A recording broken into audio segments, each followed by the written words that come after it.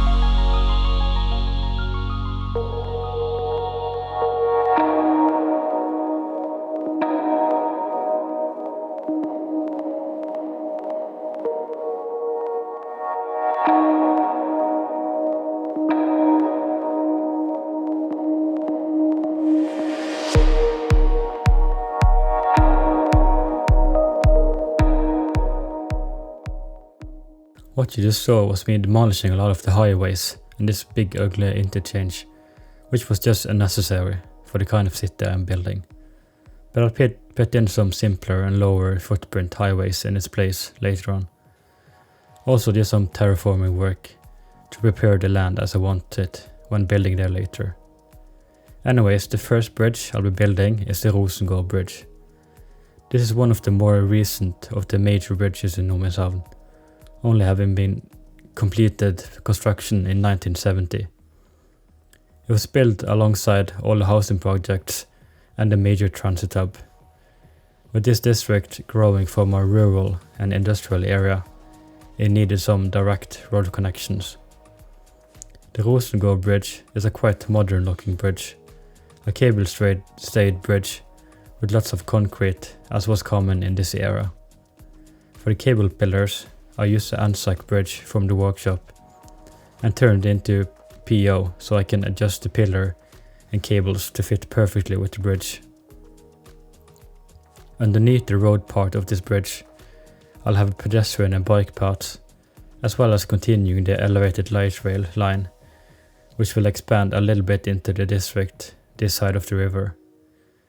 To attach these networks to the bridge, I just use some Shuto expressway pillars and turn them upside down with PO, and I think it makes sense in terms of the aesthetics.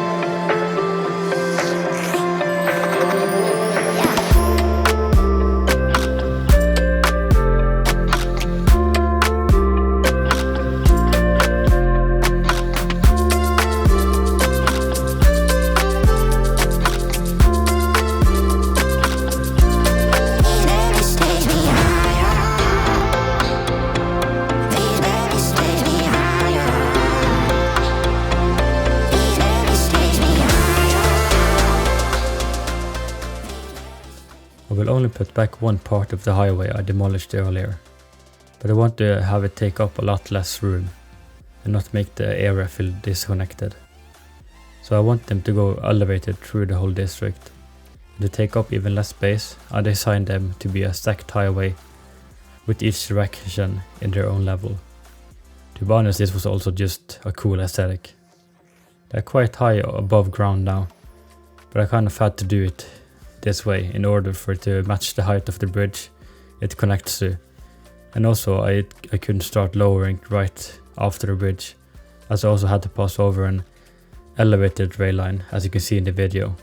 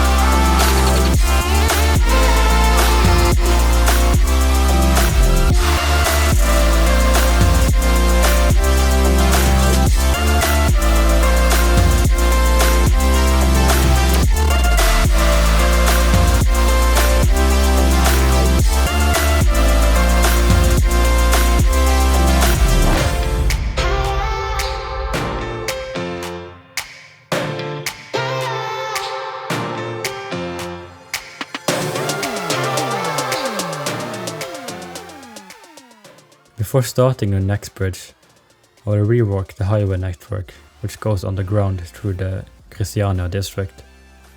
The way they connect back to the road network at ground level took up way too much space, and I didn't love the look of it, so I'll be redoing it with something that's a lot more compact, which a lot easier can blend in with the urban landscape to come here.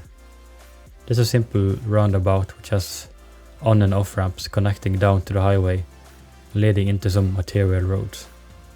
And right when we start the descent to the bridge, I remove a lot of the road networks and put down a single roundabout which connects into the roads going across the bridge.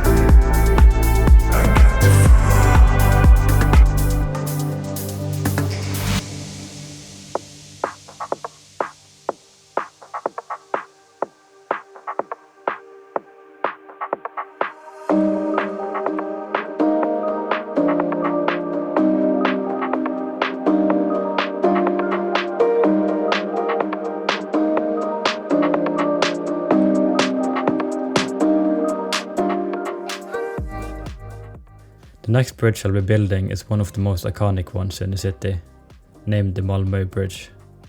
Malmö Bridge is named after the district it connects to, Malmö.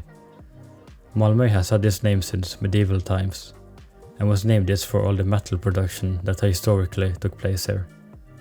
The district was also central to the Industrial Revolution in Nomishavn, spawning most of the biggest factories here, and later on the main cargo port of the city, which is still there today. The Malmö Bridge was finished in 1910, and has since been one of the busiest bridges in the whole city, and is very popular among tourists to walk across it. It's a cable-stayed bridge with two very grandiose towers. For towers, I actually take the towers that are part of the Hellgate Bridge asset and resize it with PO. I also reuse the cables from the Ansak Bridge, removing everything but the cables with PO and then attaching it to the towers. On top of the roads, I use the trusses from the Bay Bridge and resize them to fit the width of the roads. I do this because it will also be a double-decker bridge with other networks on the upper level, but I'll get to that a bit later. I use a lot of IMT to decorate the bridge, with some nicer walls to cover up the more modern highways. And I also do some procedural object cubes with a nice brick texture to cover the underside of the bridge and the middle of it. Along the roads approaching the bridge, I decorate it with some nice and fitting railway retaining walls, placing them along the roads perfectly using the parallel tool in Network Multitool.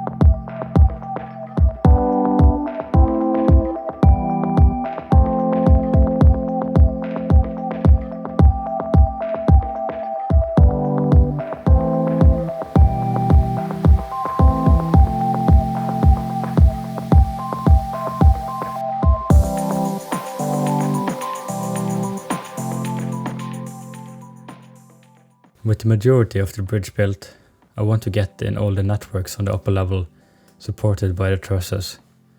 2 double-track train lines coming in from a transit hub in the central business district, which will mainly hold suburban train lines, and of course a pedestrian and bike path alongside them. It's going to be a pretty packed and busy bridge. To support the networks going onto the top level of the bridge, I use the NYC elevated pillars and adjust them with PO to fit the size. I think the look on them with the very aged steel is perfect for the period that this bridge would have been built.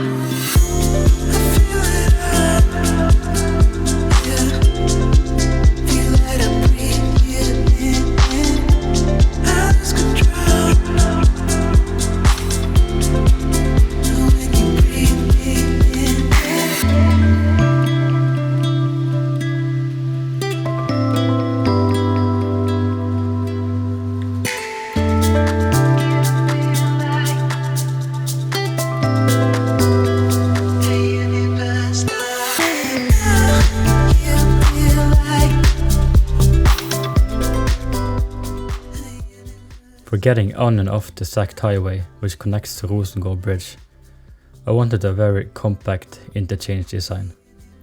I decided to try and make this egg-shaped, roundabout-like road, which then can just connect in all directions of the highway with some ramps.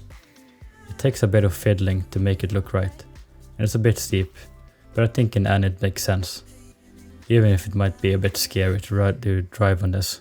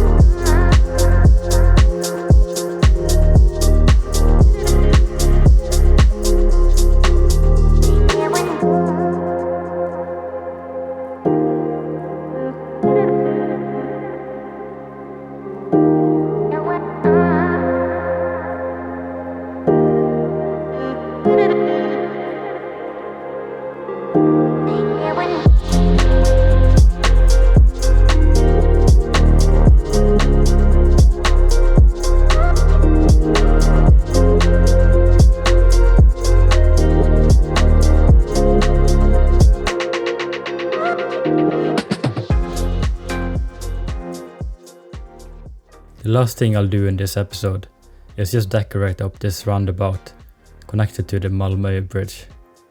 I wanted to try something a bit different with this roundabout, and I might use this design more in the city. With IMT, I lined up a cobblestone decorative network and border it with curbs on both sides. And in the middle I keep the grass surface and cover it with lots of bushes and flowers. Finally, I put a lot of bollards along the edges of the roundabout. I really like how this design looks, so it's definitely a design I'll do more of.